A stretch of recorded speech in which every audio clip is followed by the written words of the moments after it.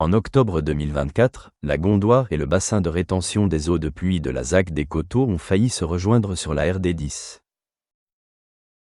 4 jours de pluie diluvienne, engendrés par les résidus de la tempête Kirk, ont provoqué la crue de la Marne et de la Gondoire, empêchant le bassin de rétention des eaux pluviales de la ZAC des Coteaux d'y évacuer son trop-plein, comme il le fait régulièrement depuis sa création en 2023.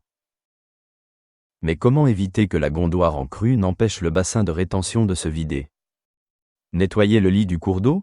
Une solution nécessaire mais dont l'efficacité est limitée par le problème structurel lié à son artificialisation. Il faudrait donc intervenir directement sur le remplissage du bassin lui-même.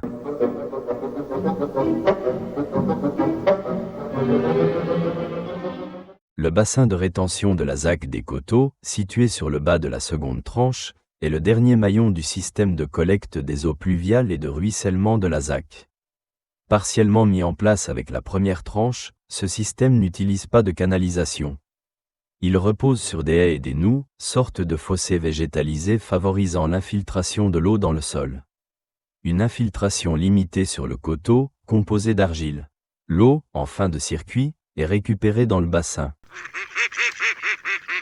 Alors que la première tranche était inachevée, les travaux de la seconde ont débuté, en mai 2023, par des fouilles archéologiques, pour lesquelles l'aménageur a rasé la végétation, décapé le sol, en lui retirant sa vie et la capacité à absorber les pluies d'octobre 2024. Elles ont ruisselé jusqu'à saturer le bassin de rétention qui a menacé de rejoindre la Gondoire sur la route départementale. Depuis, le planté de béton, l'artificialisation des sols a repris sur la seconde tranche avec le début de construction de l'hôtel B&B de 95 chambres. 6 bâtiments prévus le long de la RD10, validés par la mairie, suivront. D'autres projets de promoteurs conformes au plan de l'aménageur pourraient aussi émerger et devenir les constructions de trop. Autant de surfaces privées de vie ayant perdu leur capacité à absorber les eaux de pluie, faisant planer un risque de débordement sur la RD10 lors de tempêtes qui pourraient se révéler encore plus intenses avec le changement climatique.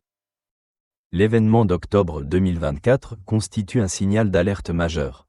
Il montre qu'il est urgent de stopper l'urbanisation du coteau, de redonner vie à ces sols, de renaturer ces terrains afin qu'ils retrouvent rapidement leur fonction d'éponge naturelle, leur capacité à accueillir, vers de terre, insectes, mammifères et oiseaux.